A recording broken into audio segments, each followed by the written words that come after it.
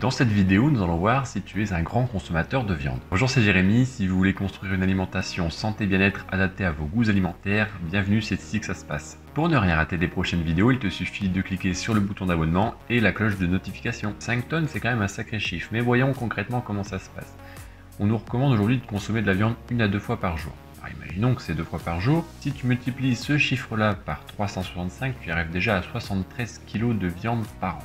Et aujourd'hui, comme nous vivons en moyenne jusqu'à l'âge de 75 ans, ça représente plus de 5 tonnes de viande par an. On peut dire environ que cela représente 7,8 vaches. C'est l'équivalent également de 36 500 cuisses de poulet et de 54 750 steaks. Oui, là j'avais plus de place sur mon écran pour tous les mettre. Et c'est comme si on mangeait 78 personnes. C'est plutôt dégueu là.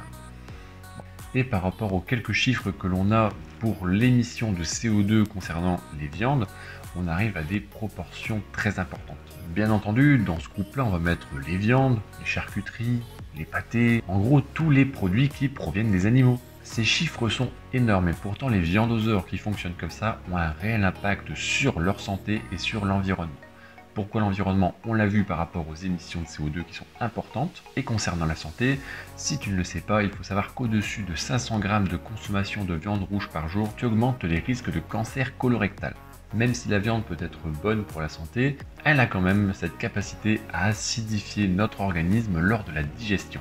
Et pour ceux qui consomment peut-être de la viande de mauvaise qualité, on peut y ajouter toute la présence des pesticides, des OGM, des antibiotiques et j'en passe. Concrètement, quelles sont les actions que l'on peut mener pour continuer à consommer de la viande, mais en moins grande quantité?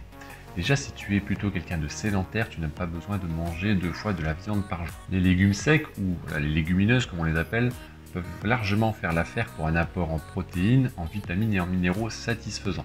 Il y a également la présence des graines et des fruits oléagineux qui apportent de grandes vertus. En consommant plus souvent des protéines végétales qui sont bonnes pour la santé et moins impactantes pour l'environnement, tu peux te permettre d'acheter de la viande de meilleure qualité. Ça ne veut pas dire pour autant qu'il faut acheter de la viande biologique systématiquement, mais si tu trouves des circuits d'approvisionnement qui te permettent d'avoir de la viande de qualité chez un cultivateur local, ça peut faire très largement l'affaire. Et pour s'assurer de cela, il te suffit de poser des questions pour savoir s'il y a au moins un bien-être animal et surtout quelle est l'alimentation qui leur est donnée.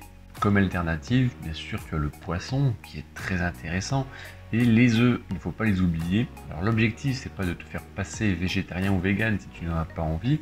Par contre, diminuer ta consommation de viande si tu es vraiment dans cette situation actuellement, ce serait bénéfique pour ta santé assurément. Quand on voit tous les désastres environnementaux aujourd'hui, on se dit que consommer moins de viande et plus souvent des produits issus de végétaux, ça peut être plutôt bénéfique.